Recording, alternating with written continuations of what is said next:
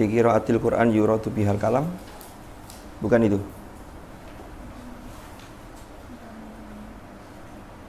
Wa an Ibni Abbasin kayaknya ya. Hah? Wa an Ibni Abbas. Bismillahirrahmanirrahim. Assalamualaikum warahmatullahi wabarakatuh. Waalaikumsalam warahmatullahi wabarakatuh. Alhamdulillahi wa kafa wa salamun ala ibadihi alladhina istafa, amma ba'd. Ila hadratin nabiyil mustafa Muhammadin sallallahu alaihi wasallam wa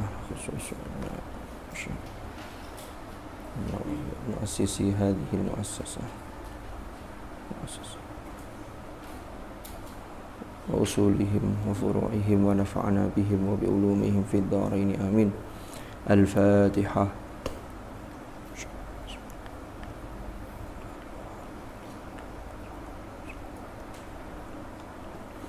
Bismillahirrahmanirrahim. Qala al-muallif rahimahullahu ta'ala wa nafa'ana bihi wa bi ulumihi fid dharain amin. Wa 'an Ibni Abbas radhiyallahu anhuma wa ibn Zubair wa Abi Musa al-Ash'ari radhiyallahu an, diceritakan, diriwayatkan dari Ibni Abbas radhiyallahu anhuma dan dari Ibni Zubair dan juga Abi Musa al-Ash'ari radhiyallahu an,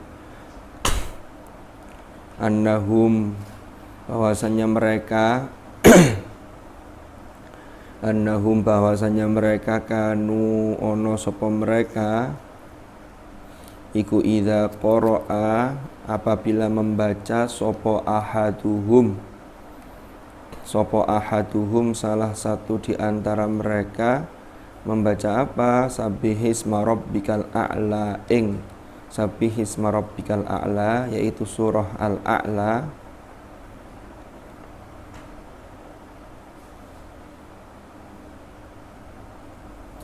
Sabbihisma rabbikal a'la, surat Al-A'la yang sabihis ini. Qala berkata, qala sapa ahaduhum subhana rabbiyal a'la.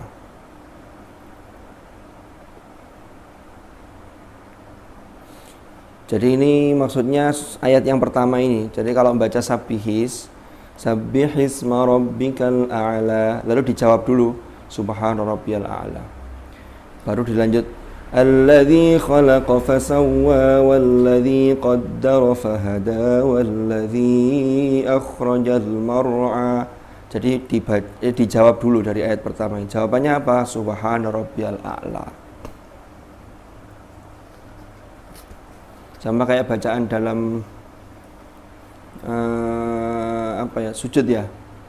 Subhana rabbiyal a'la wa bihamdi. Wa an Umar bin al-Khattab, dan dari Umar ibn al-Khattab radhiyallahu an annahu kana yaqulu fiha. Kalau Umar ibn al-Khattab itu ketika membaca ayat ini, kana yaqul, beliau mengucapkan subhana rabbiyal a'la itu terulang sampai 3 kali, thalatha marrat, kelawan 3 kali.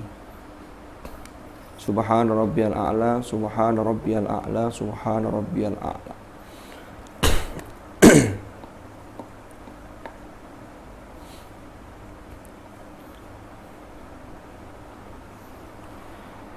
Wa an Abdillah bin Mas'ud radhiyallahu anhu annahu shalla fa qara'a akhir surati Bani Israil. Dan dari Abdullah ibni Mas'ud radhiyallahu annahu shalla, bahwasanya beliau salat, fa qara'a, kemudian membaca akhir surati Bani Israil, akhir surah Bani Israil atau surat Al-Isra. Jadi surat Al-Isra itu punya nama Bani Israil atau Al-Isra. Kalau disebut Al-Isra diambil dari ayat pertama. Subhanalladzi asra bi 'abdihi lailam minal masjidil harami ilal masjidil aqsa alladzi barakna haulahu linurahu min ayatina innahu huwas samiul basir. Kalau Bani Israil ayat keduanya. Wa ataina Musal kitaba wa ja'alnahu hudal li bani Israila alla tattakhidhu min duni wakila. Itu yang ayat kedua tadi. Wa ataina Musal kitaba wa ja'alnahu hudal li bani Israil. Ada kata-kata bani Israil. Tsumma qala alhamdulillahilladzi lam yattakhidh walada.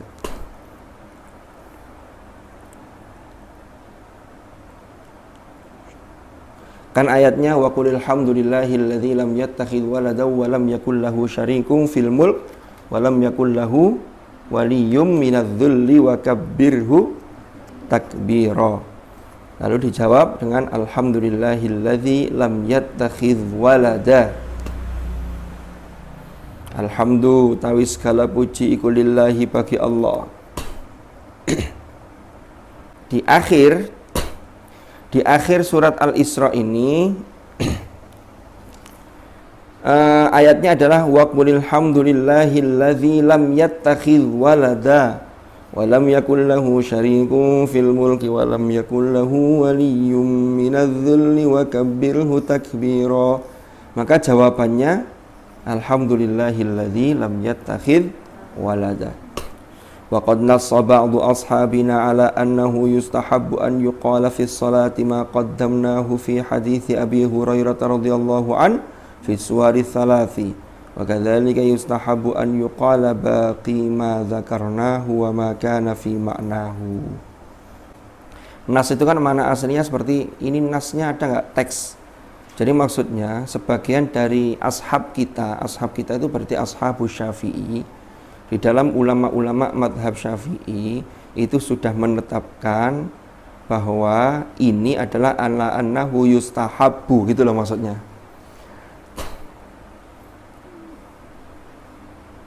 Jadi kalau ada mendengar atau membaca akhir surat Al-Isra tadi contohnya, itu disunnahkan membaca alhamdulillahilladzi lam yattakhidh walada. Kalau membaca fabi ayyi haditsin ba'dahu yu'minun kemarin yang sudah kita bahas, maka disunahkan membaca amantu billah. Kalau membaca alaysa dzalika biqadirin ala ayyuhyiyal mauta, disunahkan membaca bala wa ana asyhad. Kalau membaca alaysallahu bi ahkamil hakimin, disunahkan bala wa ana ala dzalika minash. Tapi kalau dalam sholat cukup dibaca sirri, tidak usah dikeraskan. Umpama sampeyan ngimami, tidak usah dikeraskan. Alaihissallahu bi ahkamil hakimin, lalu bala wa ana ala dzalika minasyahidin itu disirrikan saja. Termasuk ketika jadi makmum, mendengar itu langsung jawab itu. Nah ini waqad nassa ba'du ashabina ala annahu yustahabbu an yuqal, untuk diucapkan fis shalah, di dalam sholat itu boleh.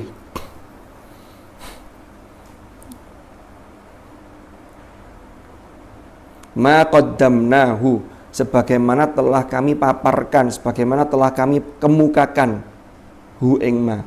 Qaddamna kang telah kami paparkan, kang telah memaparkan sapa kami, menjelaskan hu ing ma sapa apa haditsu abi fi hadithi Abi Hurairah, ing hadis riwayat Abi Hurairah radhiyallahu anhu.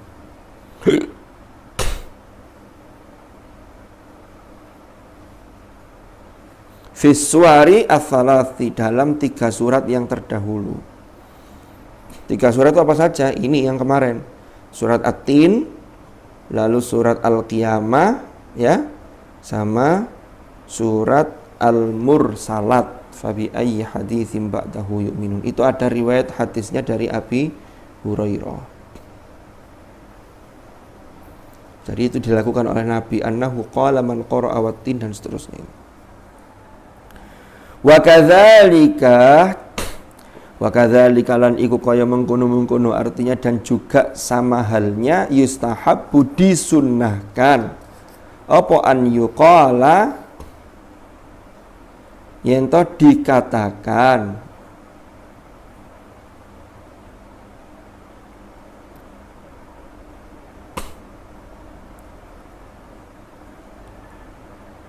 apa baqi ma dzakarnahu, artinya yang tersisa, yang terakhir yang kami sebutkan. Contohnya seperti sabihisma rabbikal a'la tadi. Itu berarti juga sama disunnahkan. Ma dzakarnahu wa ma kana fi ma'nahu. Wa malan sesuatu kana kang ono apa ma fi ma'nahu ing dalam maknanya. Wallahu a'lam.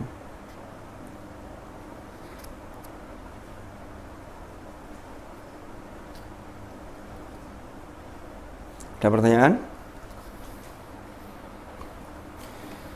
Kita lanjutkan dulu ya. Bismillahirrahmanirrahim. Faslun. Ai hadza faslun utawi iki iku fasal. Fi qiraatil Qur'an, menjelaskan tentang ing dalam hal membaca Al-Qur'an. Yuradu yang dikehendaki, yuradu dikarepake biha kelawan qiraatul Qur'an, biha kelawan qiraatil Qur'an, biha kelawan membaca Al-Qur'an opo al-kalamu, berbicara.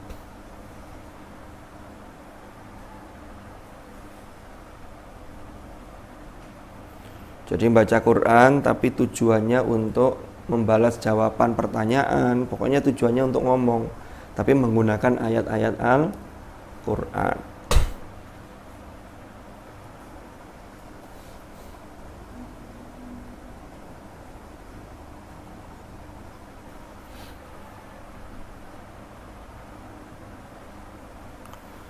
Zakara Ibnu Abi Dawud fi hadza.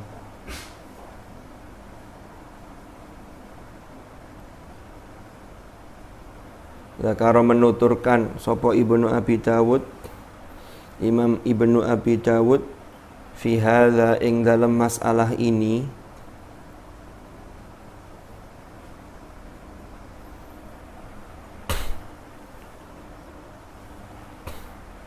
ikhtilafan hale berbeda.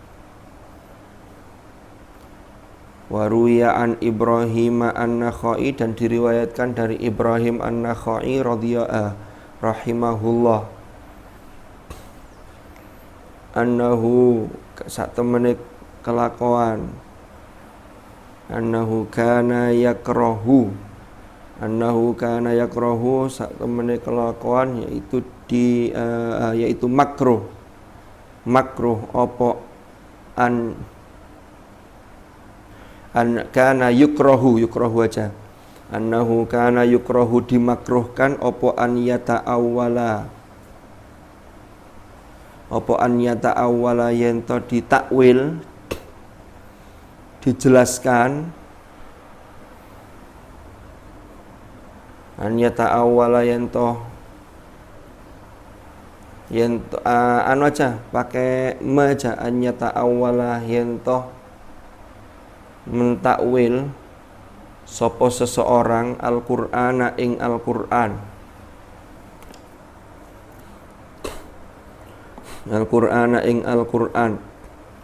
bisyai'in kelawan sesuatu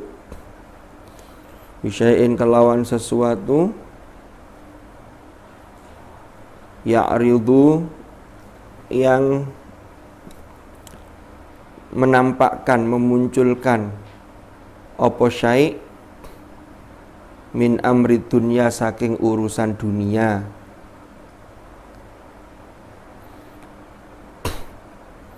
Ini sebagaimana disebut Ibnu Abi Dawud. Ini beliau memiliki pendapat yang berbeda. Berbeda dengan siapa? Dengan pendapat kami, kata penulis kitab ini.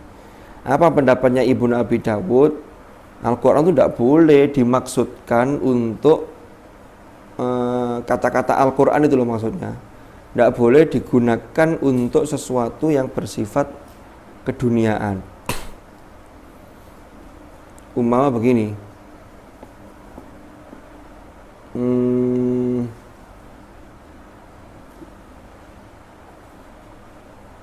ada teman-teman mau berangkat, tidak tahu berangkat kemana, rombongan.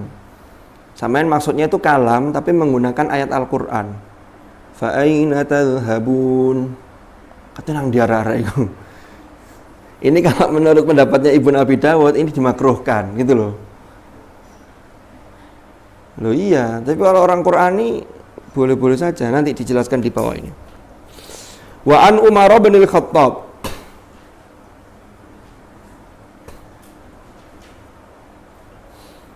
Mama lagi makan, lauknya ini, sing ini banyak nasinya.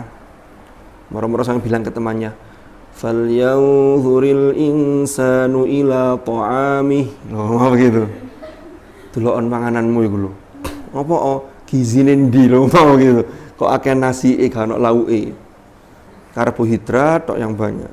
Padahal butuh protein kan. Protein hewani, nabati dan yang lain-lain. Karena kalau tidak seimbang banyakkan karbohidratnya, maka nanti dampaknya ngantuan, kan begitu. Di Quran itu halal detail begitu diperhatikan. Sampai lihat tuh, fal yanzuril insanu ila ta'ami. Karena hampir semua penyakit itu dimulai dari pertama makan. Makan itu bisa dari pola makan, apa yang dimakan. Orang tidak puasa, pola makan tidak teratur, lambung sudah. Kalau sudah nanti lambung, dari lambung ini kemana-mana. Nanti asal lambung tidak stabil, ini bisa naik, nekan ke dada, jantung ini bisa sesek juga. Jadi falyanzuril insanu ila ta'amih itu luar biasa. Itu ayatnya singkat tapi kandungannya padat. Itu pola makan. Belum lagi nanti apa yang dimakan. Sudah betul-betul halalan thayyiban atau belum? Kalau sudah halalan thayyiban, wa kulu washrabu wa la tusrifu, loh, jangan berlebihan. Yang halal yang thayyib kalau berlebihan juga tidak baik. Saya sering menyampaikan jadi kayak ini. Halal itu kalau thayyib itu mesti halal. Kalau halal belum tentu thayyib. Sampeyan makan sate kambing itu halal. Bagi anak pondok halalan thayyibah. Tapi bagi orang yang sudah terkena diagnosanya tekanan darah tinggi, kolesterolnya tinggi, maka daging kambing sate itu halal tapi tidak thayyib. Nah, thayyib itu bisa begitu, atau thayyib itu higienis, bersih. Cara nyucinya seperti apa itu juga thayyib. Jadi banyak sekali yang diatur. Nanti kalau sudah kadung seneng iku, setiap makan mesti itu, ya halalan thayyib, tapi ya itu namanya israf, berlebihan. Maka Al-Quran di ayat yang lain wa kulu washrabu, tapi wala tusrifu. Jadi makanlah, minumlah tapi jangan berlebihan. Sukanya minum pop es. Pop es itu kan mengandung bahan-bahan kimia, ada sakarinnya, ada gula buatan kan. Umpama ada yang senang pop es. Kalau sesekali, 1 bulan sekali tidak masalah. Tapi kalau terus itu mengendap dalam tubuh kita, hati-hati. Makanya walatus rifu. Itu berangkat dari ayat fal yanzuril insanu ila ta'ami. Jadi ajaran Islam itu luar biasa, komplit, ya. Wa an Umar bin al-Khattab. Saya tadi kok enggak tahu ketepaan contohnya pop es. Mohon maaf kalau ada yang suka pop es. Sekarang ada gantinya pop es, pop it. Itu juga lagi rame. Saya dulu enggak paham pop itu, tak kira ini minuman apa mungkin. Ternyata bukan minuman itu ya. Yang milih apa? Sing kosong apa? Ada di Indomaret itu ya? Enggak tahu teman. Tahu ya? Mungkin ngerti ini disian sampean timbang saya. Wa an Umar bin al-Khattab radhiyallahu anhu, diceritakan dari Umar ibn al-Khattab bahwasanya beliau qara'a fi salatil maghribi, pernah membaca fi salatil maghribi. Oh, maf'ulnya nanti. Fi salatil maghribi, ing dalam salat maghrib di Makkah, ketika beliau di Makkah, kelawan kota Makkah. Membaca apa? Wattini wazzaitun wa turi sinin wa rafa'a sautahu. Kemudian Umar ibn al-Khattab rafa'a, mengangkat, meninggikan sautahu, ing suara beliau ketika membaca wa hadzal baladil amin. Ketika beliau di Makkah itu membaca ini, tujuannya apa? Jadi pas sholat beliau menghayati, bacaannya itu dihayati betul. Ketika dia berada di Makkah, ini yang dimaksud firman Allah ini, yang al-balad al-amin, negeri yang aman, yang Mekah ini. Makanya ditekan bacaannya wa hadzal baladil amin. Iki lho negeri yang aman.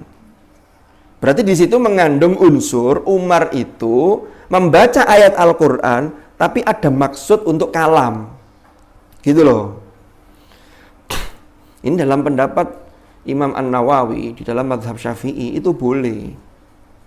Yang tidak boleh itu kalau dalam sholat niat ngomong lalu diomongkan bahasa Indonesia, itu dah jelas batal sholatnya, tidak sah. Tapi selama itu ayat, ya kayak tadi itu dalam sholat, saya baca setelah sholat maghrib, sholatnya kan jahar. Umpama ya, ada yang masbuk itu jadi yang ketinggalan, tapi sampean sudah kadung imami. Sampean ingat bahwa nanti ini karena sudah rencana habis maghrib itu mau tumpengan. Ada ayamnya, biasanya tumpeng lalu ada ayamnya kan pinggir-pinggirnya. Tumpengnya itu ditaruh di dekat pintu sana. Sampean kan kalau ngomong, tolong tumpengnya itu diminggirkan, nanti khawatir diparani kucing, itu kan jelas batal sholatnya. Nah, cek gak batal sholat, Mama baca surat Abasa tadi, lagi-lagi falyanzuril insanu ila ta'amih. Wala di mana? Falyanzuril insanu. Cuma masalahnya Pak Makmum paham apa enggak? Makmumnya dari ini dikira nanti dibalen-baleni mergo lali lanjutan ayatnya. An-nasoba benal mah asoba. Akhirnya dibatalno. Maksudku gak ngene lho, maksudku ringkesen tumpenge mang cek gak dipangan kok kucing. Umpama begitu. Jadi kalau selama tidak berbahasa Indonesia lalu membaca ayat kok ada niat tadi itu masih dimungkinkan. Karena ini Umar Ibnul Khattab pernah ketika beliau di Makkah baca wa hadzal baladil amin, itu saking beliau menghayatinya sehingga ditekan suaranya, dikeraskan karena beliau ya ini Makkah, ini kota Makkah ini. Makkah itu disebut dengan al-balad al-amin, sebuah negeri yang aman. Wa an Hukaim, dan dari Hukaim bin Sa'ad anna rajulan bahwasanya seorang laki-laki, ada seorang laki-laki atau seseorang minal muhakkamati, dari muhakkamah ata Aliyan, mendatangi sahabat Ali radhiyallahu an.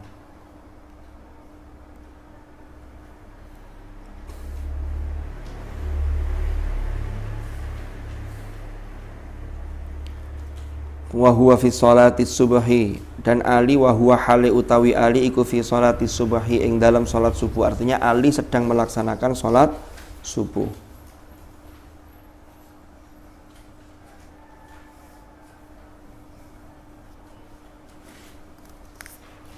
Faqal, rajul itu berkata, la in asyrakta la yahbatanna amaluka.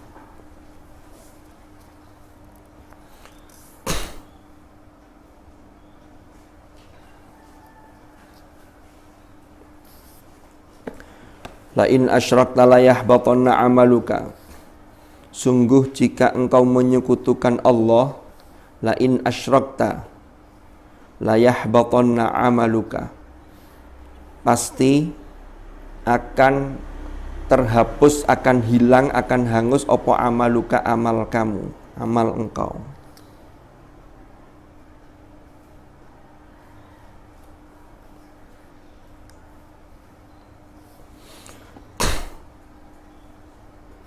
Jadi ini gini maksudnya,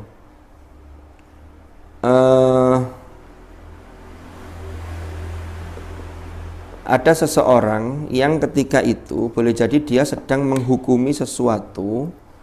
Ali ini sedang sholat subuh, ya. Lalu orang ini mengatakan, kamu jangan melakukan kesyirikan kepada Allah. Ayatnya la in asyrakta la yahbatanna amaluk. Mendengar ayat itu dibaca, Ali menjawab dalam sholatnya itu dengan ayat fasbir, maka bersabarlah.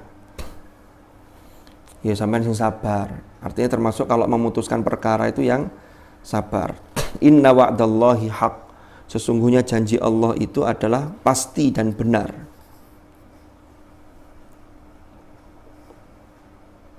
Wala yastakhifannaka, wala yastakhifanna, lan temenan ojo membuat engkau, apa maknanya ini istakhaf, wala yastakhifannaka,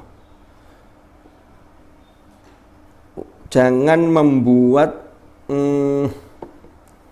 menjadikan engkau merasa berat, merasa jengkel gitu loh maksudnya.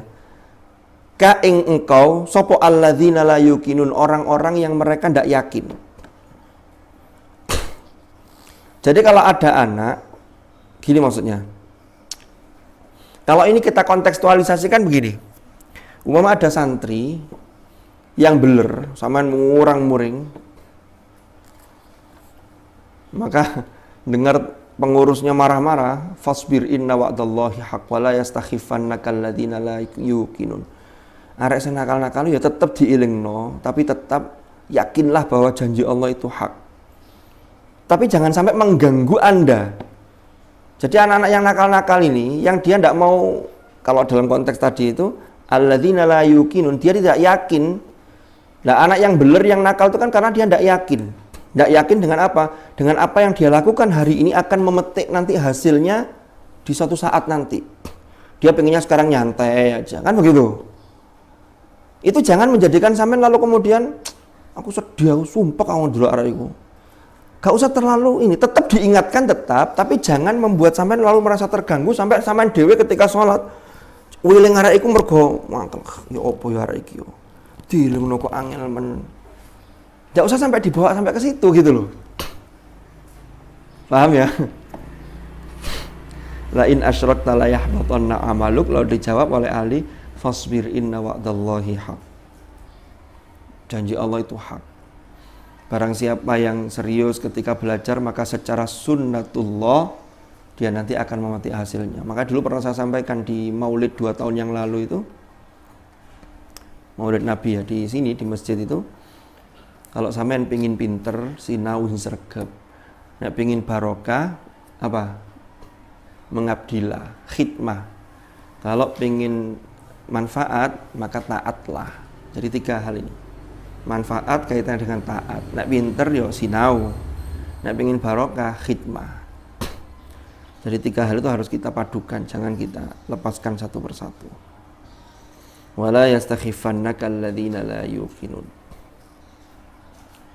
Istakhaf. Qala ashabuna. Qala dawu sapa ashabuna.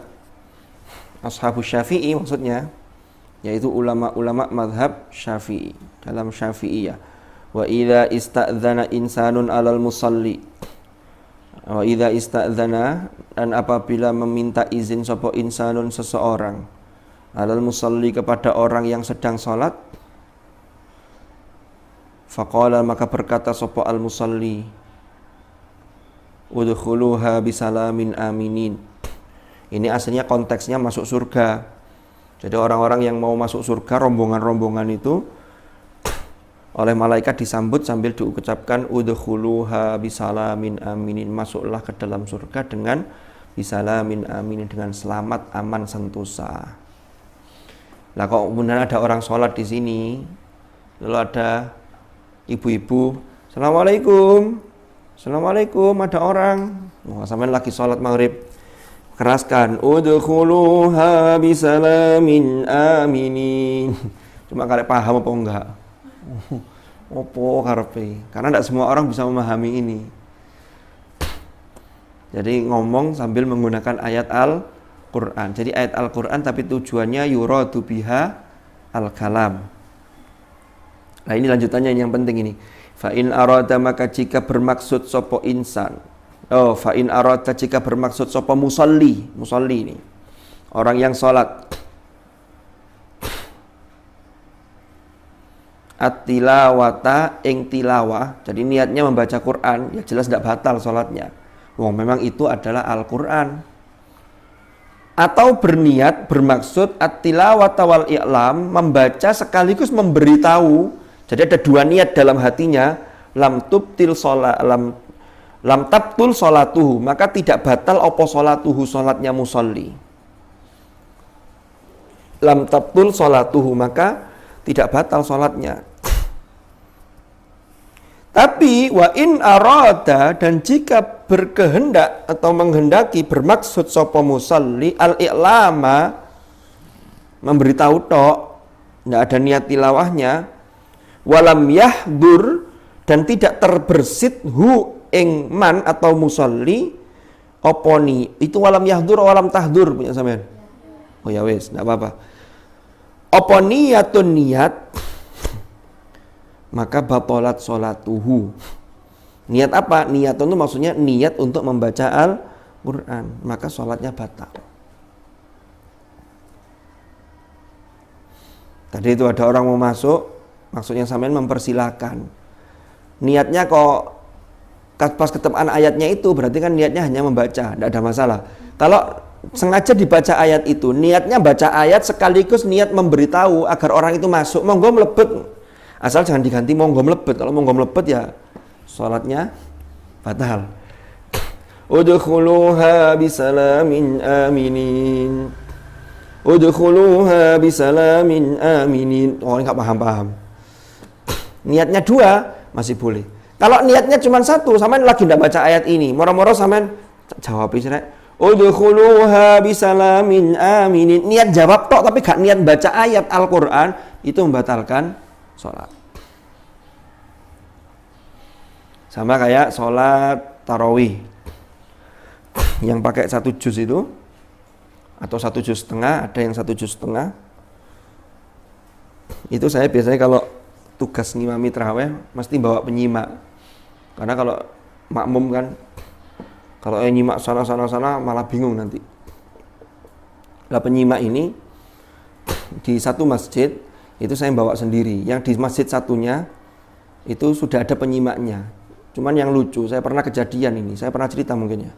Penyimaknya ini di masjid yang sudah siap penyimaknya ini, itu bawa mushaf karena dia tidak hafal Al-Quran. Saya masih ingat ketika ngimami juz 8, ayatnya itu wal baladut thayyibu yakhruju nabatuhu bi'izni rabbih, 2 lembar terakhir itu loh. Saya sudah benar setelah Fatihah saya baca wal baladut thayyibu yakhruju nabatuhu bi'izni rabbih walladzi khabutha la yakhruju illa nakida. Diingatkan, tiba-tiba yang ingatkan tuh haqiqun ala Allah aqula 'ala Allahi illal haq. Saya berhenti. Saya baca lagi wal baladut thayyibu haqiqun ala. Saya get no wis wal baladut thayyibu. Saya yakin saya benar ini. Ternyata setelah sholat tarawih selesai, dia mohon maaf, Ustaz ngapunten, niki Quran nih. Jadi ternyata mushaf yang dibawa itu cetakannya itu jilitannya untuk yang haqiqun juz 9 itu nyantol di wal baladut thayyibu itu. Jadi nambah. Wes, ini gara-gara yang nyimak tidak hafal Quran. Saya mau menyampaikan begini. Kalau sampean jadi penyimak, umpama, kalau mau mengingatkan, kalau membaca sudah dari awal, kan nyimak itu mulai baca dari awal halaman ya. Lalu keliru di tengah-tengah, sampean bacakan, maka niatkanlah baca ayat sekaligus mengingatkan. Itu sah, tidak membatalkan sholat. Makanya pentingnya mengikuti bacaan imam sambil sampean lihat mushaf kalau memang lihat. Kalau tidak lihat, sudah hafal semua, sambil nyimak, sambil diikuti bacaannya. Nanti begitu mengingatkan, itu niat 2 itu sudah tersampaikan. Jadi niatnya 2, mengingatkan sambil membaca Al-Quran sambil mengingatkan. Kalau tidak ada niat membaca Al-Quran, hanya niat mengingatkan, ketmang gak mocong lamun. Moro-moro imamnya keliru, langsung disaut. Itu bisa membatalkan sholat bagi makmum ini. Faham ya? Ini biasanya terjadi kalau juz 30.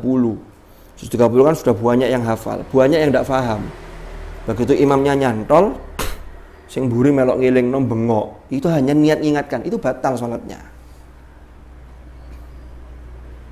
Karena baca Quran itu imam itu tidak mesti, karena di depan tiba-tiba blank, tiba-tiba hilang. Itu bisa terjadi. Karena semua itu titipan kan begitu.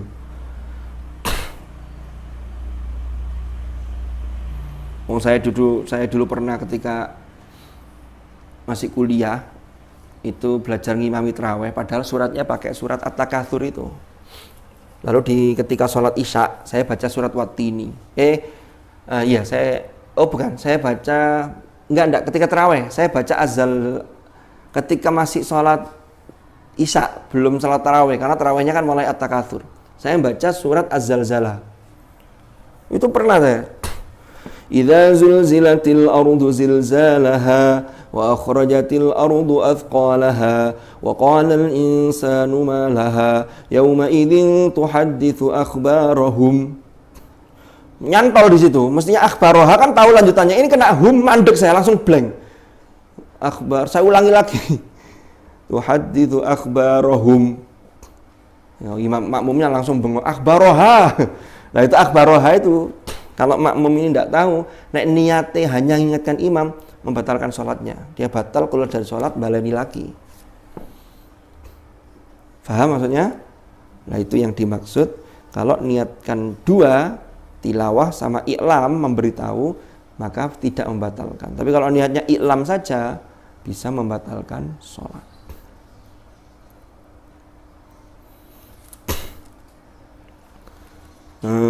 Ji Kumang, ada pertanyaan?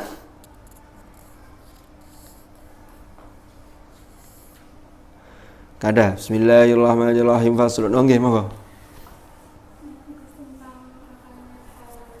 Nggih.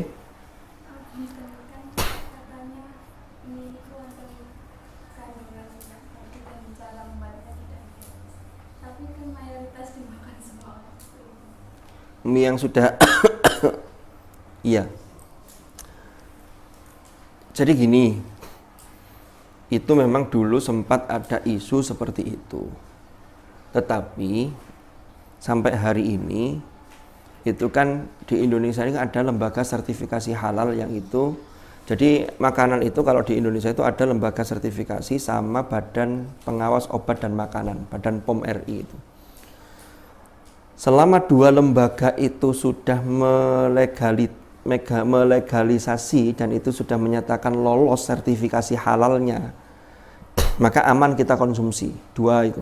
Kalau Badan POM itu dari sisi kesehatan, kalau MUI-nya itu dari sisi kehalalannya. Ya kan? Udah, berarti batas pertama halalnya sudah terlewati. Tinggal yang untuk toyibnya. Apakah mie instan itu toyib? Ini lagi-lagi saya contohkan tadi itu. Mie instan itu toyib asalkan tidak terlalu sering. Sama dengan MSG atau micin, itu kalau dikonsumsi secara berlebihan dalam sehari, orang konsumsi MSG-nya sekian, yang itu bisa dicampur dalam masakan, dalam makanan, itu yang akan berbahaya. Akan memicu munculnya bibit-bibit kanker. Gitu loh. Ya walaupun kanker itu juga ada faktor turunan, tapi semakin dipupuk dengan zat-zat yang ada pengawetnya, makanan yang ada pengawetnya, itu bisa memicu. Makanya sekarang itu banyak orang terkena penyakit yang aneh-aneh, beda dengan orang dulu, karena makanan kita itu banyak yang tidak alami. Minuman saja, berapa banyak minuman teh itu yang di kemasan itu. Itu kalau sudah di botol, di kotak, itu mesti ada pengawetnya. Mengawet itu boleh, tapi dalam kadar tertentu. Lah kalau sudah berlebihan, maka dia halal tapi tidak thayyib gitu loh. Jadi kalau sampai pada, kalau itu memang ada minyak babi yang jelas kita ini meneliti sampai ke sana kan tidak bisa. Sehingga kita serahkan pada ahlinya. Yang di dalam Badan POM, di dalam lembaga MUI, lembaga fatwa yang bicara tentang sertifikasi halal itu mereka yang bertanggung jawab. Ketika mereka sudah mengatakan label halal, maka orang-orang yang di situlah seandainya naudzubillah benar di situ ada minyak babinya, maka seandainya kita makan itu haram, dosa, maka betapa orang yang duduk di sana itu menanggung dosa sekian ratus juta rakyat Indonesia itu. Nah karena kita neliti sendiri sampai nggak tahu, iki pokoknya minyak iki enak, boy minyak opo kan nggak harus sampai. Karena kita belum sampai ke sana. Makanya harus ada, inilah yang kata Imam Al-Ghazali, orang Islam tuh harus mengambil peran dalam segala lini, termasuk dalam mengambil ilmu terkait dengan bidang ini. Itulah ilmu-ilmu yang fardu kifayah. Nah, orang Islam yang nggak tahu sama sekali, tidak mengambil perkuliahan di jurusan umpama apa, yang kaitannya dengan lembaga pengawas makanan halal, teknologi, mungkin kuliahnya teknologi hasil pertanian, lalu teknologi apa. Itu harus ada orang yang paham agamanya baik, Sehingga dia tahu, oh ini kalau kadarnya sekian itu untuk apa, ini untuk apa. Ini membahayakan. Lalu kalau ini ada keharumannya. Nah itu harus ada umat Islam yang paham, yang bisa tahu ilmu tentang itu. Sehingga mengambil peran di situ. Jadi ayat wa ma kana al mu'minuna liyanfiru kaffah falaula nafara min kulli firqatin minhum tha'ifah liyatafaqqahu fid-din. Itu iya. Jadi ada sekelompok orang yang anak-anak ayat ini bicara mengenai tidak semua orang-orang mukmin itu harus berangkat ke medan perang untuk membela mempertahankan agama ini, tapi harus dibagi tugas. Ada yang mutafaqih, ada yang tafaqquh fid-din. Ini yang untuk memberi pencerahan kepada masyarakat, cek ngerti halal haram, cek ngerti najis, cek ngerti toharo. Tapi ini kalau kita rinci lagi, tidak hanya sampai di situ. Kalau sudah tafaqquh fiddin, dasar-dasarnya sudah tahu, nanti ada yang kedokteran, ada yang farmasi, ada yang sosiologi, ada yang sastra Arab, ada yang sastra Inggris. Kan begitu. Sehingga di bidang farmasi sekalipun, ada orang-orang yang tahu agama, tapi juga dia paham ilmu tentang farmasi, gitu loh. Tidak semua ngambil PAI. Ya. Begitu. Ya, pokoknya makanan-makanan instan itu jangan berlebihan. Karena saya punya saudara, itu ketika kecilnya dulu, pokoknya lauknya enggak cocok, enggak senang, langsung bikin mie instan. Sekarang sudah jadi ibu-ibu, akhirnya mohon maaf, bahasa sekarang itu perutnya itu metel itu apa? Gampang sakit. Ya lambung, ya batu empedu. Ya kita tidak tahu itu faktor apa, tapi faktor makanan itu memang paling dominan bisa membuat orang itu sakit. Pokoknya jangan berlebihan lah. Kata kuncinya itu lah, berlebihan itu sapiro. Yo sampean bisa merasakan. Bakso itu enak, bakso itu. Tapi ya jangan berlebihan. Bendino masuk bakso, esok awan sore bakso. Enak pentolnya dudu nih, moro dikai sambal berlebihan. Nah, berlebihan ini israf lagi. Belum lagi sausnya, Masya Allah warnanya merah merona. Karena saus-saus yang di bakso itu, satu botol harganya murah sekali itu. Bahannya beda dengan yang merek-merek, mohon maaf, ABC atau Del Monte. Cuman kalau bakso-bakso biasa dikasih saus yang merek Del Monte, rasanya tidak cocok karena ilat kita ini sudah biasa. Biasa yang murah-murah begitu. Itu produksinya kadang-kadang perlu dicurigai itu. Ya jangan berlebihan lah. Ngono ya ngono tapi ya ojo ngono. Yang juga berbahaya itu mohon maaf sekali lagi. Mau tanya? Enggak. Itu minuman suplemen. Orang itu kalau sudah kadung ketagihan minuman suplemen. Minuman suplemen itu mengandung memang energi, bertenaga, berenergi. Saya dulu punya tetangga saya ini meninggal di usia 27 tahun, padahal olahragawan sejati. Pagi itu bersepeda itu sekian kilo, lalu diselang-seling dengan jogging, lari. Wah badannya itu bagus lah secara fisik. Nanti agak sorean gitu badminton, olahragawan lah. Ternyata meninggal mendadak setelah dicek oleh dokter, mohon maaf, ginjalnya ini gosong. Gara-gara apa? Suka minuman suplemen, minuman berenergi itu. Ya mereknya macam-macam. Saya nanti kalau sebut merek enggak enak di sini. Kalau sesekali monggo, tapi itu biasanya nagih. Nanti kalau enggak minum ini lemes, enggak semangat, kurang bertenaga. Padahal itu membahayakan. Yang paling api ya banyu putih, air putih itu. Makanya konsumsi air putih kita, mineral air putih itu jangan sampai kurang, apalagi dikalahkan oleh minuman-minuman yang mengandung pemanis buatan. Nah kalau kita nuruti iklan, ya iklan itu masih bagusnya. Belum lagi di kemasannya ada tulisannya kandungan gizi sekian kan ada gitu. Terus snack, saya suka snack, tapi yang penting jangan berlebihan. Kadang ngaji lah gak dikancani snack ngantuk, sehingga kadang-kadang banyakkan snacknya daripada ngajinya. Oh, ya makan snack dulu semangat ngaji. Jadi makanan kita hari ini tuh, Masya Allah, Belum lagi, mohon maaf ya, ini sekalian wis Bapak wis. Frozen itu. Sosis 500 warnanya merah banget. Ya itu apa bahannya itu apa? Tempura, ini dari ikan 500. Itu apa ikan tenggiri beneran apa ikan sapu-sapu? Anda tahu ya? Tahu ikan sapu-sapu ya? Ikan pembersih kaca orang.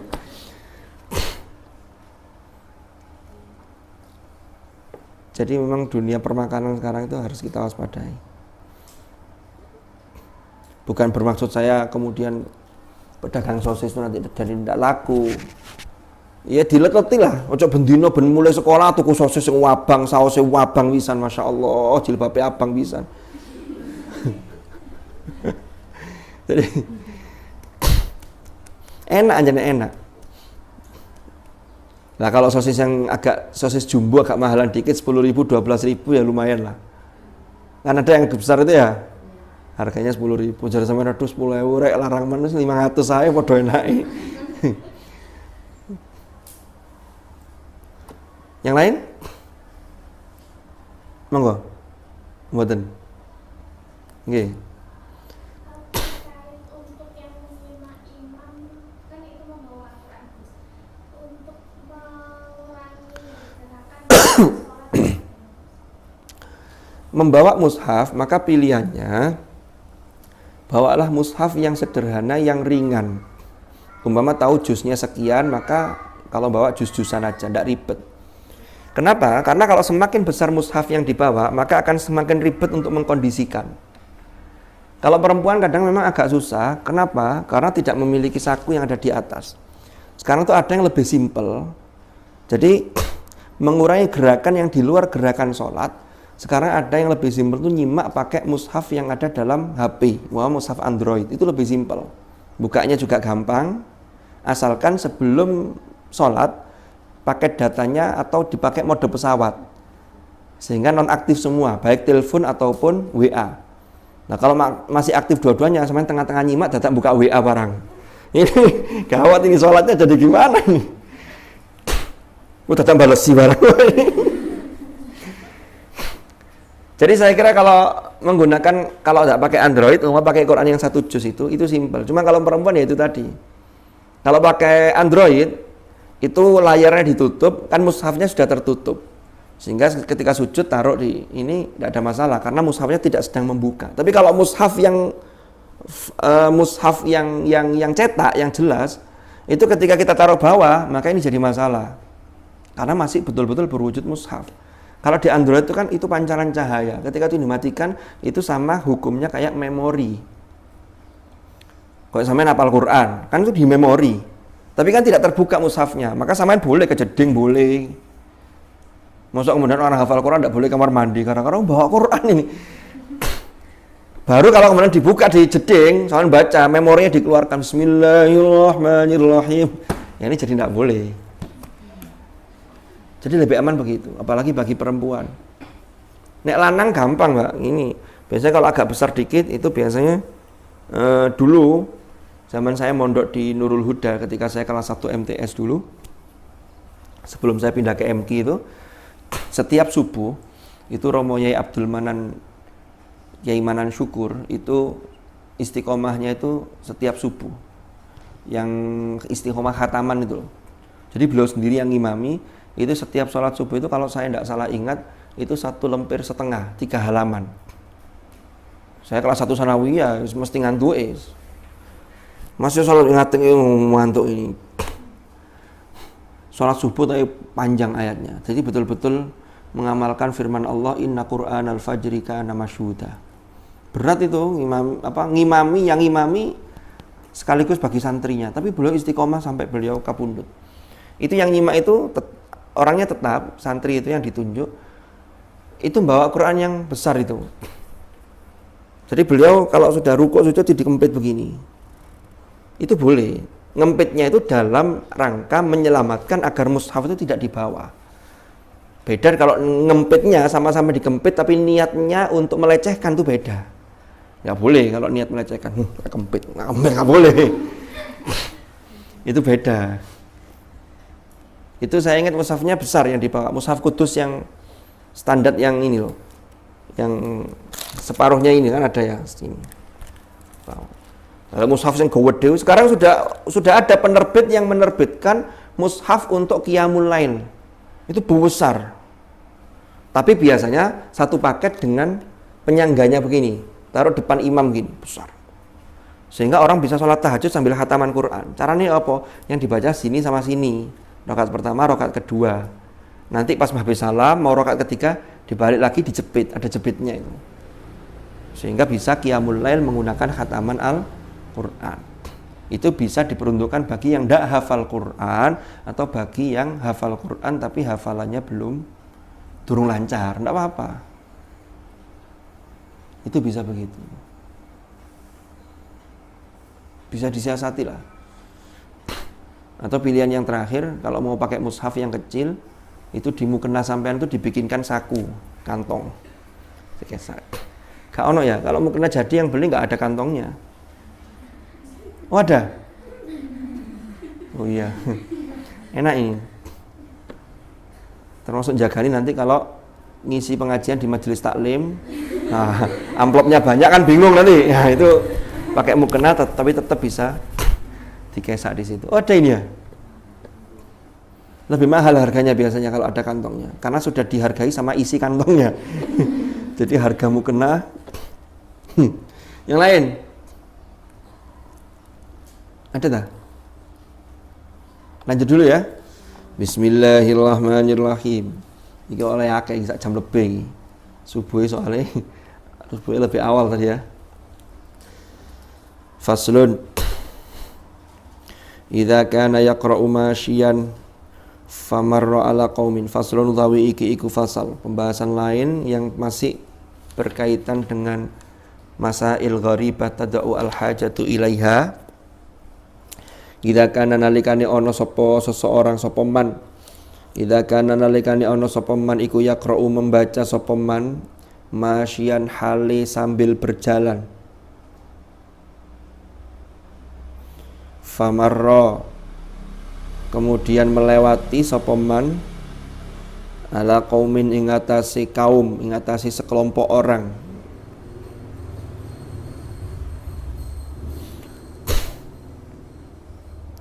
Yustahabu maka disunahkan opo an yaqta'a yen toh menghentikan atau memutus sapa man al qira'ata ing bacaannya, wa yusallimu dan mengucapkan salam sapa man alaihim ing atase kaum, summa yarji'u kemudian kembali, maksudnya kembali melanjutkan ilal qira'ati kepada bacaan, artinya derasnya dilanjut lagi. Jadi kalau sampean lagi deres ya, tiba-tiba lagi deres sambil jalan ya, ono orang yang duduk-duduk ada 4 orang, 5 orang, maka disunahkan tetap untuk mengucapkan salam. Jadi menghentikan dulu deresnya, monggo, assalamualaikum, waalaikumsalam, nggih, selewat dilanjut lagi bacaannya. Tapi tetap loh ya, urusan salam itu harus lihat konteksnya, tidak boleh asal. Sampean kan perempuan nih, lagi jalan, ono uang jagongan di depannya, Pak Slamet sini umpama, laki-laki arek nom-nom, saya mandek, assalamualaikum, ya ndak usah, mau sampean apalagi sampean wong laki-laki ke perempuan saja dimakruhkan, karena bisa menimbulkan fitnah, apalagi sampean sebagai perempuan.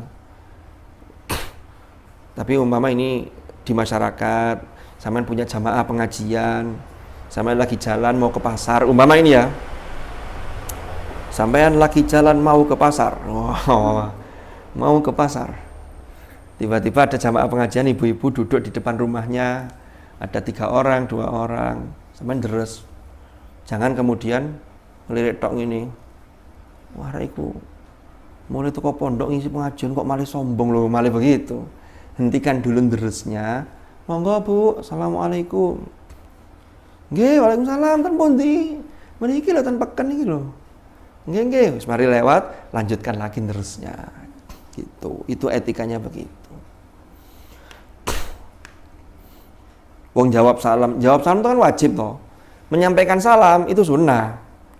Tapi jawab salam ketika umpama sampean lagi sendirian. Ada cowok-cowok 2 orang, 3 orang, salam nang sampean ndak kenal, assalamualaikum. Ndak usah dijawab, ndak apa-apa itu. Ini akan memunculkan fitnah. Jangan waalaikumsalam. Nah, usah poin digawe-gawe barangan. Waduh. Atau kalau mau jawab, jawaban jero hati ya. Waalaikumsalam. Enggak usah nambahi perkara gitu loh. Walau a'ada lan seandainya mengulangi sapa man tadi itu yang terus sambil jalan lalu ketemu dengan orang lain, ketemu dengan sekelompok orang, lalu menghentikan bacaannya, lalu mengucapkan salam, kemudian mengulangi bacaannya. Lah seandainya a'ada mengulangi sapa man at-ta'awudha ing ta'awud kana mongko ono iku hasanan lebih bagus.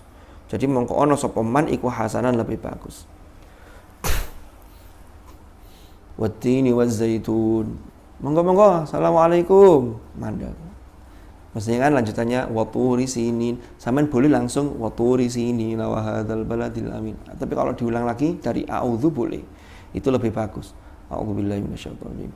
Waturi sinin wa hadzal baladil amin. Laqad khalaqnal insana fi ahsani taqwim dan seterusnya. Kalau terusnya sambil jalan ya biasanya tidak usah terlalu keras. Cukup yang penting diri kita bisa mendengarkan deres kita sendiri. Kadang kecap-kecap. Karena gini, deres itu, semakin deres itu di batin, itu kalau ayat-ayat atau surat yang kita belum lancar, itu semakin sulit. Tapi kalau yang sudah lancar, itu sambil disambing, itu cepat aja. Biasanya juz-juz yang belum lancar, surat-surat yang belum lancar, itu kalau deres di batin, deres di dalam hati, itu rada angel. Karena yang belum lancar itu butuh melibatkan banyak organ kita, termasuk suara, lalu dari suara itu lalu didengar oleh telinga. Karena kalau belum lancar biasanya kalau deresnya dalam hati nyantol, itu ngulang lagi opo, akhirnya mulai mana kok dhuwur dari ujung, dari pojok atas itu. Biasanya begitu. Walau kana yaqra'u, seandainya ono sapa man yaqra'u sedang membaca sapa man, sedang membaca Al-Qur'an jalisan hale duduk, famarra kemudian lewat alaihi ing atase man sapa ghairuhu selain dia. Sampeyan lagi duduk, lagi deres, kemudian ada orang lain lewat. Faqad qala mongko nuli teman-teman loh. Oh iya. Bentar. Nah ini pendapatnya. Faqad qala al-imam itu ya. Maka teman-teman berpendapat atau berkata sapa al-imamu Abul Hasan Al-Wahidi. Jadi kalau sampean lagi jalan, ono uang deres, maka apa yang harus sampean lakukan? Apakah sampean mengucapkan salam atau tidak? Ini sebaliknya tadi. Kalau tadi kan sampean lagi deres sambil jalan, ono uang sing mandek, satu kaum, satu kelompok orang, sampean disunahkan untuk uluk salam. Tapi tetap lihat konteks tadi yang saya contohkan tadi loh ya. Nah ini kejadian kedua ini, sampean lagi jalan, ono uang lagi deres. Kemudian apa yang harus kita lakukan? Al-aula utawi yang lebih utama. Al-aula yang lebih utama tarkus salami alal qari'i listighalihi bitilawah, yaitu meninggalkan salam alal qari'i bagi orang yang sedang membaca Al-Qur'an, yang duduk tadi itu. Kan salam itu kan aturannya yang berdiri itu mengucapkan salam lebih dulu daripada yang duduk. Asalnya sebelum itu yang naik kendaraan pada yang berdiri pada yang duduk, kan begitu. Yang duduk pada yang berbaring. Jadi ada hierarki. Tarkus salam alal qori ilishtighalihi, karena sibuknya qori bitilawah, karena kesibukannya qori bitilawati kelawan tilawah.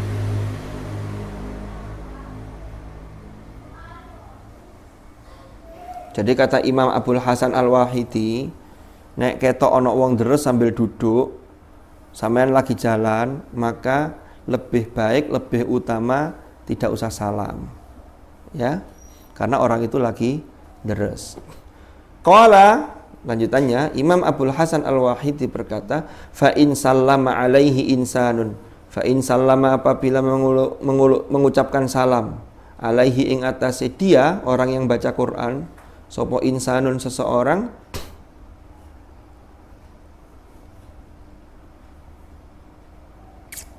kafa maka mencukupi hu ing insan, kafa maka mencukupi hu ing man, opo arraddu menjawab bil isyarati kelawan isyarat.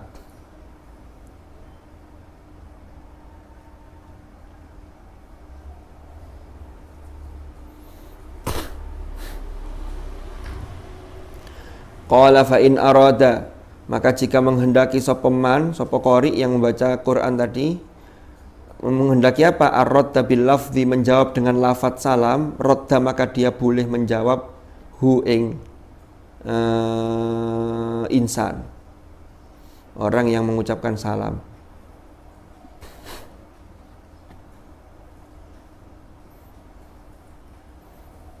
Summa ista'nafa, kemudian memulai lagi sapa man al-isti'adzata ing isti'adzah, wa awada at-tilawah, dan mengulangi lagi bacaannya.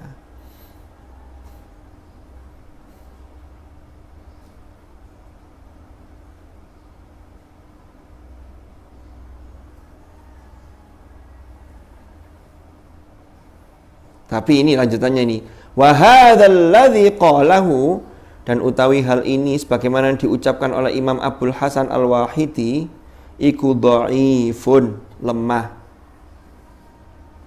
Ketika beliau mengatakan cukuplah orang yang deres lagi duduk itu, lagi deres itu tidak usah jawab salam, tapi cukup dengan isyarat. Umpama ada orang salam, assalamualaikum, sampai terus ngaji. Ternyata qaul ini disebut dengan dhaif, lemah. Wa zahir, utawi yang jelas, qaul yang zahir adalah wujubur raddi bil lafzi, yaitu wajibnya menjawab dengan lafaz.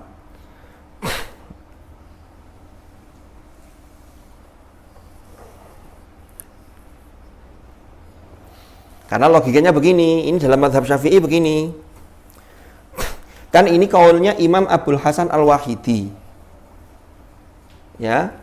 Nek ana wong ngaji deres, kemudian ada orang yang lewat, lalu orang yang lewat ini kan dia disunahkan untuk salam kepada orang yang duduk. Ketika orang ini sudah salam, maka kalau menurut Imam Abul Hasan Al-Wahidi tadi, orang itu cukup menjawab dengan isyarat karena lagi deres. Tapi Imam An-Nawawi yang bermadhab Asy-Syafi'i mengatakan bahwa yang zahir itu ya tetap menjawab, karena logikanya mengucapkan salam itu hukumnya sunnah, menjawab salam itu hukumnya wajib berdasarkan ayat wa idza huyyitum bi tahiyyatin fahayyu bi ahsana minha aw rudduha. Makanya berangkat dari ayat ini juga, nek ana wong salam maka balaslah minimal yang sama. Umpama ada yang salam begini, assalamualaikum warahmatullah, maka jawabannya ya kita sampai warahmatullah, itu minimal. Jangan waalaikumsalam, kurang. Karena itulah contoh kita berbuat ihsan dalam menjawab salam. Lah anak wong salam, assalamualaikum, waalaikumsalam warahmatullah, assalamualaikum warahmatullahi wabarakatuh, waalaikumsalam warahmatullahi wabarakatuh. Syukur-syukur dijawab mesti lengkap jawabannya.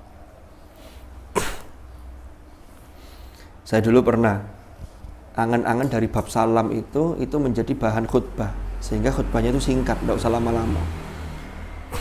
Salam itu kebutuhan dasar manusia itu setidaknya 3 itu. Assalam, salam, rahmah, sama barokah. Coba sekarang kita lihat, orang punya harta sebanyak apapun, Oke. Tapi dia merasa terancam keselamatannya, merasa tidak selamat, hidupnya tenang enggak? Enggak tenang. Tanahnya di mana-mana, rumahnya di mana-mana. Tiba-tiba pagi-pagi dapat teror ancaman. Bapak hati-hati, nanti kami akan melakukan eksekusi pembunuhan terhadap Bapak. Umpama begitu. Wah, itu sudah enggak tenang itu. Karena keselamatannya terancam.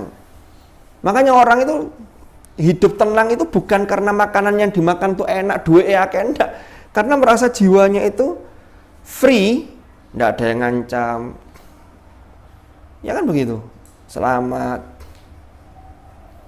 Yang kedua rahmah. Rahmah itu kasih sayang. Orang itu hidup sama mati itu tetap butuh kasih sayang. Makanya orang mati pun itu didoakan disebut dengan almarhum, almarhumah. Itu agar senantiasa mendapatkan kucuran rahmat dari Allah. Yang ketiga barokah. Barokah itu tambahnya kebaikan. Wong tambah api, tambah api, tambah api. Makanya itu terekam dalam salam. Salam itu diperintahkan oleh Rasulullah. Afshus salam.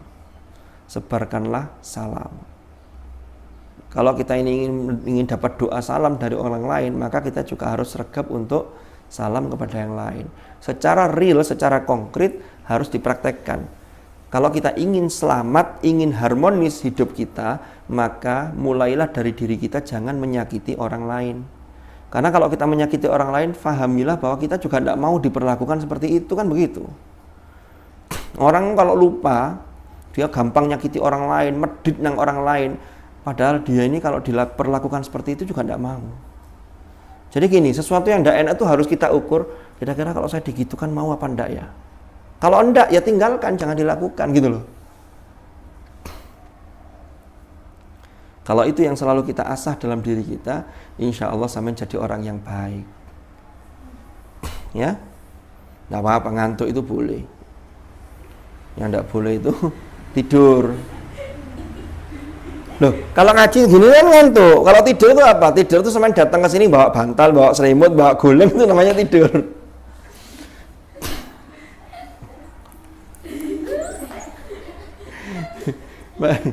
Ini caranya cegak ngantuk bukan diminum, gerocok ini. Melekan tadi malam. Tahajud jam berapa tadi? Jam 2? Enggak. Soalnya kan subuhnya jam 4 kurang, jadi tahajudnya mungkin dimalemin, khawatir dauman gitu kan. Karena kalau bangun setengah 4, tahajudnya baru dapat berapa rakaat, belum sholat yang lain, belum sholat tasbihnya. Kalau jam 2 kan panjang.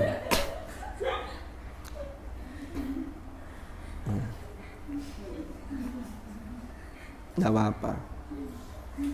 Masih untung sampai dibangunin. Daripada ngajinya sudah selesai, semua sudah bubar sampai dewean kayak gini. Bismillahirrahmanirrahim. Jadi gitu, Rek. Paham ya? Ada pertanyaan?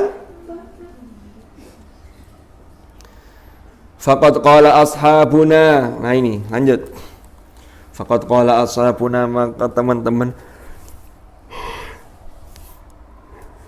dawuh atau berkata sapa ashabuna, ulama-ulama mazhab Syafi'i. Idza sallama, apabila mengucapkan salam, sapa ad-dakhilu, orang yang masuk ke masjid ini, yaumal jumu'ati, pada hari Jumat, khususnya ketika pelaksanaan ibadah sholat Jumat, halal khutbati, kehale ing dalam kondisi ketika khutbah. Jadi imam sudah naik mimbar.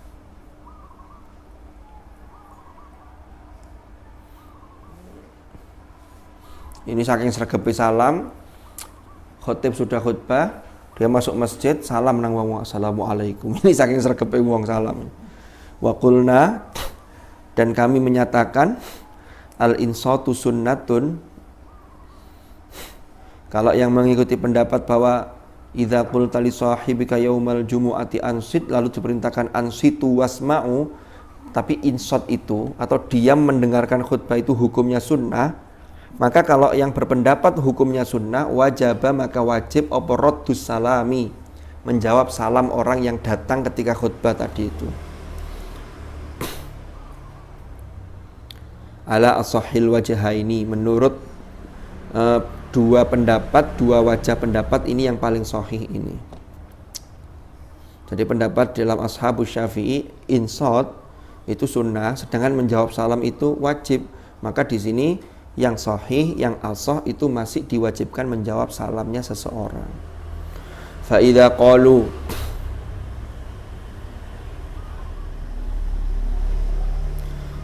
qalu lan apabila mereka berpendapat, mereka mengatakan hadza utawi iki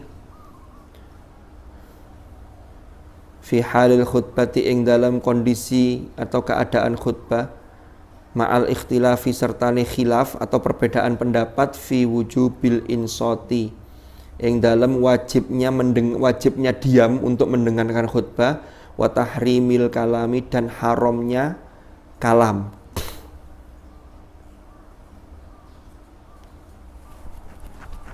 Fa fi halil qira'ati allati la yahrumu apa al kalamu fiha bil ijma' aula ma'an narad salami wajibun bil jumlah. Fa fi halil qira'ati maka ing dalem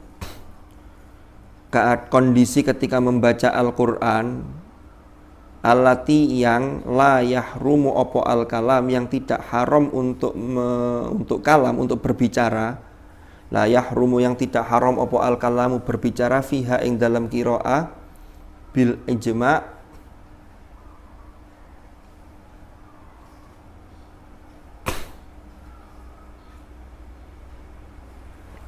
maka itu aula. Jadi aula itu lebih utama untuk bisa menjawab salam.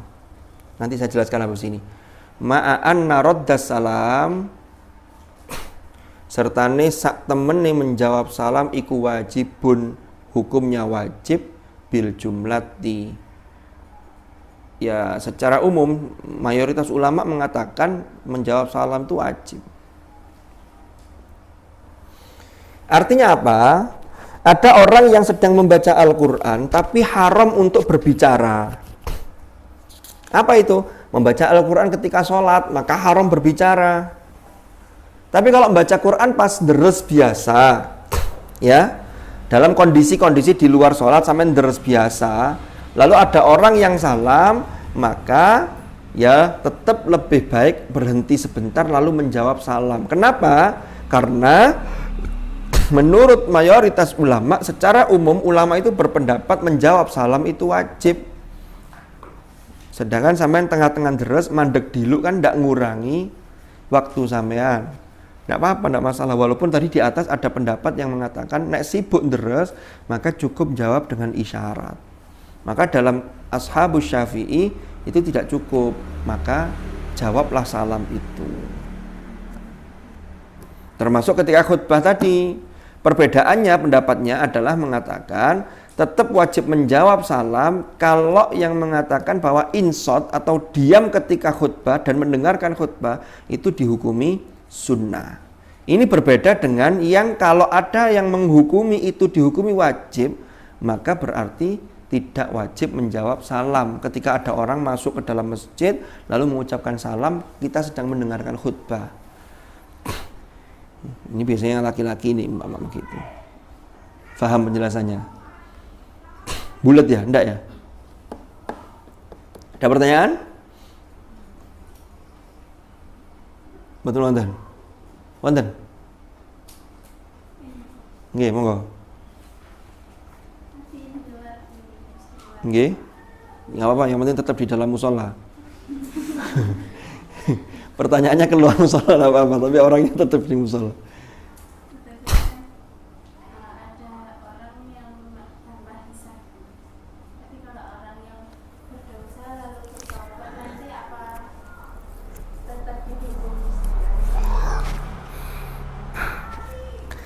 Gimana? Orang yang berdosa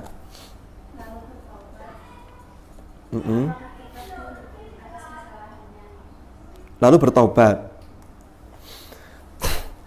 Jadi gini, Bismillahirrahmanirrahim, dalam surat At-Tahrim, ya ayyuhalladzina amanu tubu ilallahi taubatan nasuha. Jadi taubat itu Innallaha la yaghfiru ayyushraka bihi innallaha la yaghfiru ayyushraka bihi wa yaghfiru ma duna dzalika liman yasha. Allah itu tidak mengampuni innallaha la yaghfiru dosa syirik yang dilakukan seseorang, tetapi masih mungkin mengampuni dosa-dosa yang lain selain syirik. Artinya begini, dosa kecil itu seandainya pelakunya tidak bertobat, maka masih mungkin diampuni oleh Allah tanpa seseorang itu bertobat. Kenapa? Karena boleh jadi orang itu melakukan amal baik, innal hasanat yudhibnas sayyiat. Tapi kalau sudah dosa besar, apalagi syirik, itu Allah tidak mengampuni kecuali yang bersangkutan bertaubat. Berarti dari sini, taubat itu kalau sudah diterima oleh Allah, maka ini bisa menghapuskan itu. Umpama orang ini taubat, lalu kemudian dia meninggal, maka rahmat Allah itu sangat luas, maka boleh jadi dia ini tidak disiksa akibat kesalahannya karena dia sudah tobat. Yang jadi masalah itu ketika orang masih punya setumpuk kesalahan, lalu dia meninggal, apalagi dosa besar, maka inilah yang dalam faham kita Ahlus Sunnah wal Jamaah, orang kalau ada titik keimanan, dia syahadat, dia mengucapkan kalimat tauhid, pasti masuk surga, tapi dicuci dulu di neraka untuk membersihkan dosa-dosanya sebagai hukuman apa yang dia lakukan ketika berada di dunia. Begitu. Sampai-sampai ada cerita begini, Rek. Itu riwayat. Jadi dulu ada seorang preman, ini mungkin sudah tahu kisahnya ini ya, yang membunuh 99 orang itu loh. Tak cerita di mana gak apa-apa, wis. Jadi ada orang preman kelas kakap. Sudah melakukan semua dosa besar, sudah dia lakukan. Zina dia lakukan sampai membunuh 99 orang. Sampai akhirnya dia mendapatkan hidayah, lalu kemudian dia merasa sumpek dengan melakukan banyak dosa. Orang tuh kalau makin banyak dosa itu sumpek. Yang bahaya itu kalau melakukan dosa dia tidak sumpek, itu bahaya. Berarti hatinya sudah mati. Na'udzubillah. Tapi kalau saya melakukan dosa kok merasa bersalah, lalu membuat sampean hati gundah gulana dan tidak pingin itu diketahui orang lain, itulah dosa. Biasanya saya ingin memperbaiki diri. Kalau ada orang yang punya masa lalu tidak baik, dia sekarang sudah baik, dia ingin menutup masa lalunya, jangan dibuka masa lalu orang itu. Itulah yang dimaksud, barang siapa yang menutup aib saudaranya, maka nanti akan ditutup aibnya oleh Allah. Termasuk ketika di akhirat, diampuni. Tapi kalau ada orang yang bangga dengan kemaksiatannya, sampean cerita ke teman sampean, hati-hati loh, arek iko loh, ngini, sampean hati-hati terpengaruh. Itu tidak masuk kategori membuka aib orang, bukan. Karena dia sudah terang-terangan dan tidak malu melakukan aibnya. Itu bedanya. Kembali ke cerita tadi. Akhirnya sowan ke kiai. Kiai, mohon maaf saya ini preman. Ya, terus kamu mau apa? Bisa nggak saya ini tobatnya diterima oleh Allah? Tapi saya sudah melakukan banyak dosa. Apa itu yang kamu lakukan? Saya sudah berzina, saya sudah membunuh 99 orang. Kaget kayaknya. Wah, apot wes angel tenan, angel. Kayaknya berat sekali kamu. Angel nih, angel mas, tobatnya angel. Kaget dia. Aku ingin tobat, kamu tambah dipersulit. Karena dia mangkel, kayaknya dibunuh sekalian. 100 orang mati. Akhirnya dia berjalan lagi, ya Allah ini gimana ini, saya ini pengen tobat, saya harus nemukan guru siapa ini. Akhirnya bertemu dengan kiai satunya. Kiai satunya itu welas asih. Apa kata kiai ini setelah mendengar cerita dari preman ini? Saya sudah bunuh 100 orang, yang terakhir tadi kiai di sana saya bunuh. Bisa nggak saya ini tobat saya diterima oleh Allah? Bisa. Oh, dia punya harapan, optimis. Lalu kiai yang kedua membaca ayat Qul ya ibadiyalladzina asrafu ala anfusihim la taqnatu mir rahmatillah. Innallaha yaghfiru dzunuba jami'a. Qul, katakanlah wahai Muhammad. Katakanlah wahai para kiai-kiai. Ya ibadi, wahai hamba-hambaku.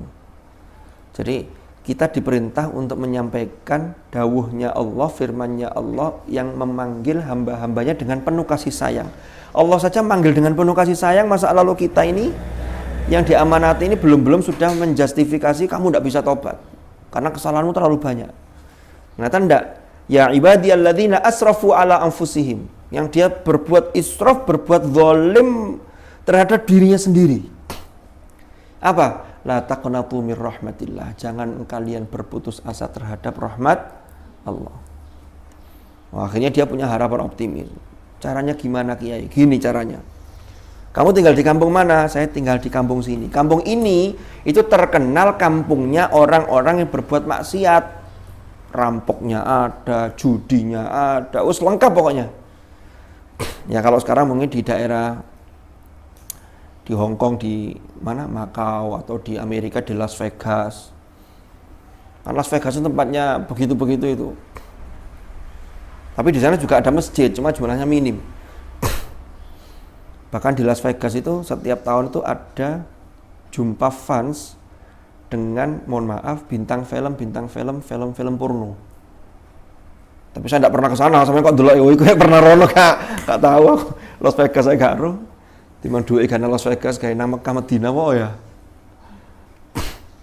Enggak, sampai pandangannya kok pandangan curiga gitu loh. Saya jadi tidak enak tadi. Saya lanjutkan.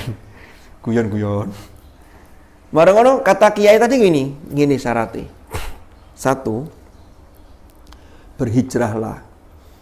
Jangan tinggal di situ karena komunitas masyarakat itu akan bisa mempengaruhi seseorang. Pindahlah ke kampung sana dengan harapan nanti di sana. Jadi sampean hanya harus punya tekad untuk meninggalkan semua keburukan-keburukan itu sama pindah. Akhirnya dia pindah. Begitu di tengah perjalanan, takdir Allah berkata bahwa dia ini sudah waktunya pulang. Akhirnya mati orang ini, meninggal. Kan belum tobat nih, baru mau perjalanan menuju tobat. Begitu meninggal di tengah jalan, malaikat yang bertugas untuk penanggung jawab neraka sama surga itu setelah dilapori ada orang meninggal itu sama-sama berebut. Kata malaikat Malik, ini jatahku ini, penduduk neraka ini. Kenapa? Karena dia ini penjahat kelas kakap yang belum bertobat. Kata malaikat Ridwan, loh dia ini ahli surga, kok bisa begitu? Nah dia kan sudah mau tobat. Cari malaikat Malik, loh tapi kan durung tutuk dek kono, durung tobat, cek niat tok. Kata malaikat Ridwan, juga iso, ini sudah dihukumi tobat. Akhirnya dua malaikat ini otot-ototan, gampangnya gitulah. Sampai akhirnya maju lapor kepada Allah. Ya Allah, ini kita sepundi, ada hambamu yang meninggal dalam posisi dia penjahat kelas kakap, dia mau bertobat tapi belum bertobat. Malaikat suruh turun, coba diukur. Sejauh mana jarak antara dia meninggalkan daerahnya dengan daerah yang akan dia tuju. Kalau dia lebih dekat ke sebelum berangkatnya, lebih dekat ke tempat maksiatnya, maka dia menjadi hakmu wahai Malik. Tapi kalau dia lebih dekat ke tempat taubatnya, berarti sudah lebih lama perjalanannya, maka dia menjadi hakmu wahai malaikat Ridwan. Akhirnya turun dua malaikat, diukur. Setelah diukur, kaget dua malaikat ini ukurannya sama persis jaraknya. Bingung lagi malaikat, tidak bisa mutusin, balik lagi kepada Allah. Ya Allah, ini kok sami jaraknya, persis. Terus gimana ini? Oh, masa iya sama. Coba diukur lagi lah. Ketika ngukur yang kedua itulah Allah dengan rahmatnya yang luar biasa, si mayit ini yang orang penjahat ini digeser sedikit, didekatkan kepada tempat yang akan dia tuju. Sehingga disinilah diterima semua taubatnya, dia bersih seakan-akan tidak pernah melakukan dosa itu tadi. Karena dia dianggap sudah taubat ini tadi. Loh, sampai seperti itu. Kisah ini saya lupa ada di kitab apa, tapi ini pernah ceritakan Yai Ta'in ketika khutbah Jumat di Tebuireng. Makanya kalau bahasanya Gus Baha itu, kita ini bersyukur. Kita bisa bersujud pada Allah itu, kita bersyukur sudah. Itulah momen terbaik seorang hamba ketika di dunia yang nanti jadi modal kita ketika di akhirat. Nggak usah mikir diterima tak, nggak usah. Yang penting sampai sujud, sampai melakukan ketaatan, itu sudah luar biasa. Mudah-mudahan kita bisa istiqomah. Makanya ihdinas siratal mustaqim itu bukan berarti kita tidak berada di as-sirat al-mustaqim, tapi kita berada di jalan yang diridhoi Allah ini bisa istiqomah gitu loh. Sehingga tidak melewat-melewat. Karena perjalanan seseorang itu nanti dilihat ketika endingnya. Itulah disebut husnul khotimah. Wallahu a'lam bishawab. Sampun nggih? Terima kasih atas perhatiannya, mudah-mudahan manfaat. Mulai ini mas awal kok ya mari ini jam 6 lebih ya sih ada opo ini. Gak apa-apa ya? Mudah-mudahan manfaat, mudah-mudahan barokah. Al-Fatihah. Bismillahirrahmanirrahim. Alhamdulillah. Bismillahirrahmanirrahim. Alhamdulillahirabbil alamin.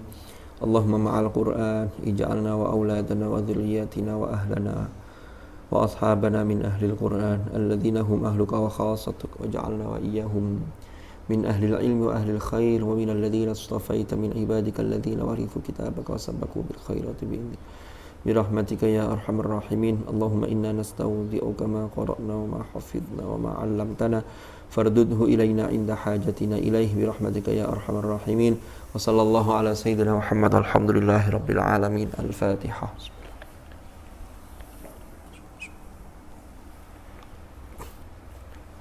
Subhanakallahumma bihamdika asyhadu an la ilaha illa anta astaghfiruka wa atubu ilaik. Sallallahu ala sayyidina Muhammad walhamdulillahi rabbil alamin. Hadanallahu wa iyyakum ajma'in. Al-afu minkum. Assalamualaikum warahmatullahi wabarakatuh.